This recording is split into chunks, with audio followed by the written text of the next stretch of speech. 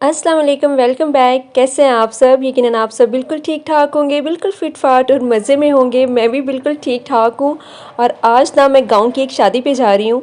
तो गाँव की शादी पे ना फिर एक व्लॉग तो बनता है, क्योंकि ना गाँव की शादी बहुत ही मज़े की होती है, बहुत ही एक्साइटिंग होती है। तो मैंने सोचा कि चलो अगर मैं शादी पे जा ही रही हूँ तो फिर एक व्लॉग भी बना लेते हैं। तो खैर व्लॉग तो मैं बनाऊँगी, लेकिन अभी मैं शादी पे जा रही हूँ। तो अभी हम शादी वाले घर जाएँगे, फिर उसके बाद जो फ़ंक्शन तो रात को ही शुरू होने हैं, मेहंदी का और बारात वलीमे वगैरह का होगा। तो आज मेहंदी है, तो आज अभी हम मेहंदी के लिए जा रहे हैं। तो देखते हैं कि फिर ये फ़ंक्शन कैसा रहता है।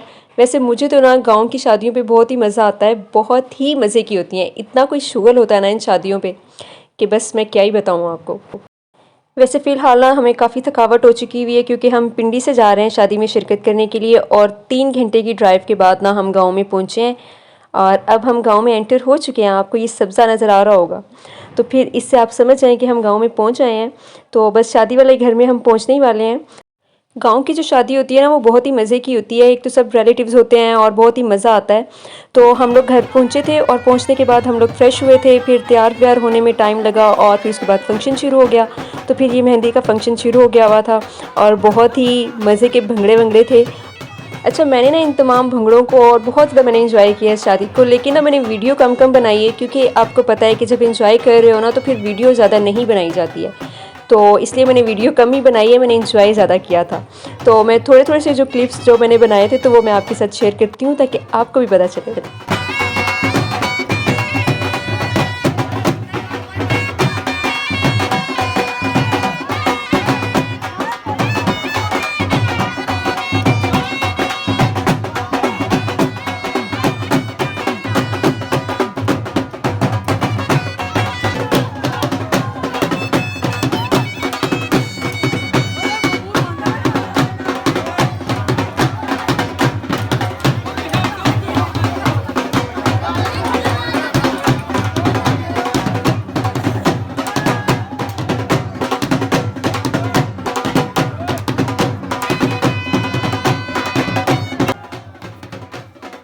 अच्छा, काफ़ी अर्से बाद ही ऐसा हुआ है कि मैंने ना गाँव की मेहंदी वगैरह अटेंड की है और मैंने बहुत ही एंजॉय किया है, क्योंकि हम लोग ज़्यादातर ऐसा ही होता है कि जो मेन फंक्शन होता है उसी पे ही हम पहुँचते हैं, तो फिर वही फंक्शन अटेंड करके वापस आ जाते हैं। तो लेकिन इस शादी पे ना हम लोग मेहंदी वाले दिन चले गए थे, तो फिर हमने मेहंदी भी इसमें अटेंड की थी, बारात और वलीमे वाले दिन ना हम लोग वलीमे से फ़ारिग होने के बाद ही हम वापसी के लिए आ गए थे।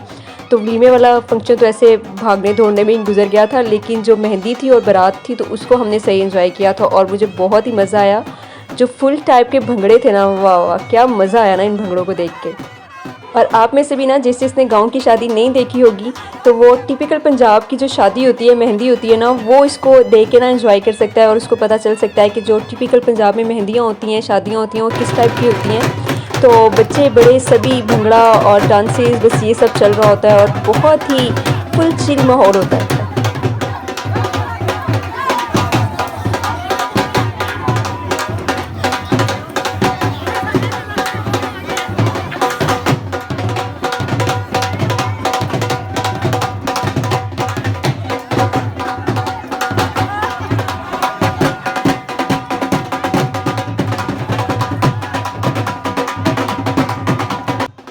आप मुझे बताइएगा कि आप में से किस-किस ने इस तरह की शादियाँ अटेंड की हुई हैं और किसने इस तरह की शादियाँ नहीं देखी हैं, वो भी मुझे बताइएगा लाज़मी। तो ये जो शादियाँ होती हैं ना, इनमें ये होता है कि सब एक तो रिलेटिव्स होते हैं और सब मिलके खूब शुगर लगाते हैं, और ऐसा नहीं होता कि इसमें बहुत ज़्यादा म्यूज़िक सिस्टम हो और बहुत ज़्यादा गानों पे डांसेस वगैरह हो रहे हों, ऐसा नहीं होता। लेकिन खुद सारे ना खूब एंजॉय करते हैं। तो ये दूल्हे का घर था, जिसको बहुत अच्छे तरीके से सजाया गया हुआ था। और ये जो मेहंदी हो रही थी ना, ये बाहर एक हवेली सी बनी हुई थी, तो वहाँ पर हो रही थी ये सारी मेहंदी, और घर जो था वो ये वाला था दूल्हे का। तो अभी ना ये बाहर सारा शुगर लगाने के बाद ये सब फिर अब घर में एंटर हो रहे थे, तो घर में जो बाकायदा रस्म थी मेहंदी की तो वो होनी थी। तो फिर उसके बाद घर में ज़ाहिर है औरतें भी सारी घर में ही थीं, तो फिर घर में एक बाकायदा रस्म होनी थी मेहंदी की।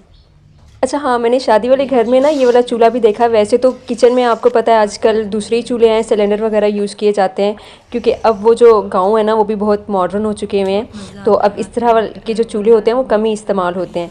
लेकिन ये बाहर ना उनके सेन में एक ये अलग से ये बना हुआ था, एक छोटा सा ओपन किचन सा बना हुआ था, और यहाँ पे ना ये चाय बन रही है और मैं काफ़ी देर यहाँ पर बैठी रही थी। मुझे बहुत मज़ा आया यहाँ पर बैठ के। फिर आप यकीन करें कि रात को हम सब सो गए थे और सुबह जो मेरी आँख खुली ना, वो मेरी इन आवाज़ों से आँख खुली थी। तो ये सुबह-सुबह पता नहीं कौन आ गए थे और ये सुबह-सुबह इन्होंने गाने और खूब ना सबसे पैसे वैसे लेना और ये सब पता नहीं कुछ इनकी ये रस्म थी या क्या था। तो इससे भी बहुत शुगल था, बहुत मज़ा आया मुझे इनके गाने सुन के। और आप यकीन करें कि अभी ये गए भी नहीं थे तो बैंड बाजे वाले आ गए थे। फिर ज़ाहिर है सेहराबंदी शुरू होनी थी, फिर जल्दी जल्दी तैयार भी होना था, तो बस भाग भाग कर बस तैयार होना जल्दी। भी शुक्र है कि हम लोग ना कपड़े वगैरह घर से प्रेस करके लेकर गए हुए थे, लेकिन फिर भी आपको पता है कि बैग्स वगैरह में रखने से उनकी प्रेस थोड़ी सी ज़ाहिर है इस्त्री ख़राब हो जाती है, तो फिर उनको दोबारा भी आयरन करना पड़ता है। लेकिन गांव में ये होता है कि आसपास जितने भी घर होते हैं वो सब रिलेटिव्स के होते हैं, तो ये मसला नहीं होता कि शादी वाला घर है तो यहाँ पे ये चीज़ नहीं मिल रही है, यहाँ पर आपको तैयार होने की जगह नहीं मिल रही। तो आसपास सब रिलेटिव्स के घर होते हैं, तो आप किसी के भी घर जाके आराम से तैयार हो सकते हैं, आराम से कपड़े प्रेस कर सकते हैं। तो वहाँ पे ना बड़ी यूनिटी होती है इस मामले में।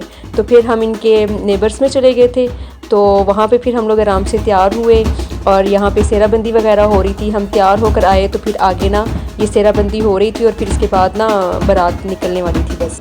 अच्छा, गांव की ना मुझे एक ये भी रस्म बहुत मज़े की लगी है कि जब सेहराबंदी के बाद दूल्हा ना घर से निकलता है तो वो गांव का ना एक चक्कर लगाता है, और वो अकेला चक्कर नहीं लगाता, उसके साथ सारे बरातिये भी होते हैं। तो दूल्हे के साथ सारे मर्द वगैरह होते हैं और पीछे पीछे सारी औरतें भी होती हैं और साथ बैंड बाजे वाले भी होते हैं, ढोल वाले भी होते हैं। और यूँ ना सारी बारात जो है चक्कर लगाने के बाद फिर गाड़ियों में बैठती है और फिर गाड़ियों से वो हाल की तरफ रवाना हो जाती है। तो अभी हम लोग हाल में पहुंच आए हैं, तो ये भी गांव में के करीब ही था ये वाला हॉल जो उन्होंने बुक करवाया हुआ था। तो यहाँ पर अब हम लोग पहुंच आए हैं। का जो रवायती सा इस्तकबाल होता है वो इस्तकबाल वगैरह भी हो चुका है, क्योंकि आपको पता है वो तो हर जगह ही होता है। फिर उसके बाद जो दूध पिलाई, जूता छुपाई, फिर इस तरह की जो रस्में वगैरह हैं वो तो फिर अंदर जाकर होंगी। तो ये देखें, ये साथ जो बाहर का व्यू है ना, यानी ये बाहर बहुत खुली जगह पर ये बना हुआ है हॉल, और पार्किंग का भी यहाँ पे कोई इशू नहीं है।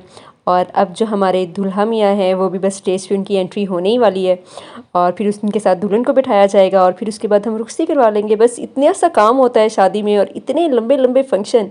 लेकिन ना ये गांव वाली शादी को ना मैंने तो बहुत इन्जॉय किया है, क्योंकि मैंने काफ़ी अर्से बाद ना इतनी भरपूर गाँव की शादी इन्जॉय की है। वैसे मैंने एक और व्लॉग भी शेयर किया था गांव की शादी का, लेकिन वो जो गांव था ना वो पिंडी के करीब का ये गांव था और वहाँ पर हम लोग चंद घंटों के लिए गए थे, तो इसलिए उसको इतने भरपूर तरीके से एंजॉय नहीं कर सके थे। तो यहाँ पर मैंने आपको बताया है कि हम 3-3.5 घंटे की ड्राइव के बाद आए हैं, तो फिर हम यहाँ पे 2-3 दिन रहे भी हैं। तो फिर इस तरह की शादियों में ना ज़्यादा मज़ा आता है। और मैं ना यहाँ पे थक टूट गई थी और बस मुझे चाय के अलावा यहाँ पर कुछ भी नहीं चाहिए था, और शुक्र है कि मुझे चाय मिल गई यहाँ पर। और मैंने 2 कप चाय पिए और फिर मेरा कुछ जो दिमाग है ना वो जगह पर आया था। और फिर उसके बाद रुखसती और एक रोने धोने वाला जो सेशन शुरू हो जाता है। वैसे अब तो धुलने कम ही रोती हैं, क्योंकि सब ने ही पार्लर से मेकअप करवाया होता है।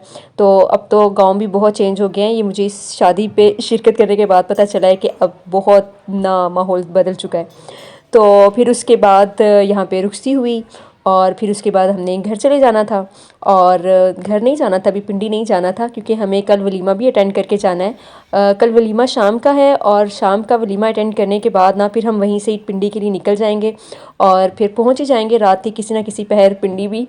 तो फ़िलहाल तो अभी रुखसती हो रही है, तो अभी हम गाँव पहुँचेंगे। अच्छा, मैंने सुना है कि जब दुल्हन को लेकर जाएंगे ना, जब दुल्हन घर पहुंचेगी तो उस पर भी काफ़ी रस्में हैं।